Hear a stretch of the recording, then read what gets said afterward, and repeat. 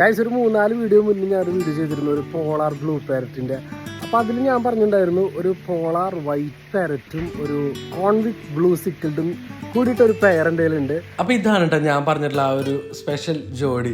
അപ്പോൾ കുറേ പേർക്ക് ഡൗട്ട് ഉണ്ടായിരിക്കും ഇതുപോലത്തെ 2 തരത്തിലുള്ള മീനുകൾ തമ്മിൽ എങ്ങനെയാണ് ജോഡി ആവണേന്നും ഇതുപോലെ കുറേ കുട്ടികളൊക്കെ ഉണ്ടാവണേന്നും.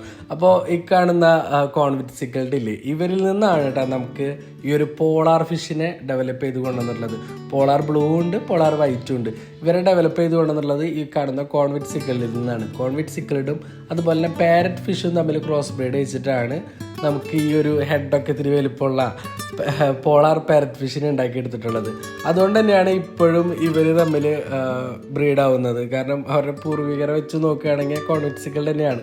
അപ്പോൾ അതുകൊണ്ടാണ് ഇവർ പെയർ പിടിക്കുന്നതും കുട്ടികളുണ്ടാവുന്നത് കേട്ടോ. നമ്മുടെ കയ്യിലിപ്പോൾ കുറേ കുട്ടികളുണ്ട്. അതിൽ വൈറ്റും ഉണ്ട്, ബ്ലൂ ഉണ്ട്. എനിക്ക് ആ കുട്ടികളുടെ ഹെഡിൻ്റെ ഷേപ്പൊക്കെ കണ്ടിട്ട് അവർ വലുതാകുമ്പോൾ നമ്മുടെ പോളാർ പാരറ്റ് ഫിഷ് ആവും തന്നെയാണ് കേട്ടോ എനിക്ക് തോന്നുന്നത്.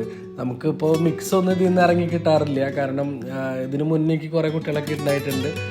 ഏതിലേലും ഒരു വെറൈറ്റി തന്നെയാണ് നമുക്ക് കിട്ടാറ് കേട്ടോ. ഒന്നില്ലെങ്കിൽ പോളാർ പാരറ്റ് ഫിഷ് ഉണ്ടാവും, അല്ലെങ്കിൽ നമ്മുടെ കോൺവിക് സിക്കിൾഡിൻ്റെ കുട്ടികളായിട്ടായിരിക്കും നമുക്ക് കിട്ടാറ്. പക്ഷേ ഇത് കാണുമ്പോൾ ഒരു ഇൻട്രസ്റ്റിംഗ് ആയിട്ടുള്ളൊരു കാര്യമില്ല 2 തരത്തിലുള്ള മീനുകളായിട്ട്. അപ്പോൾ ഇത്രയൊക്കെ ഉള്ളൂ നമ്മുടെ വീഡിയോ. അപ്പോൾ ഇനി പുതിയൊരു വീഡിയോയിലുണ്ട്. എല്ലാവർക്കും ബൈ.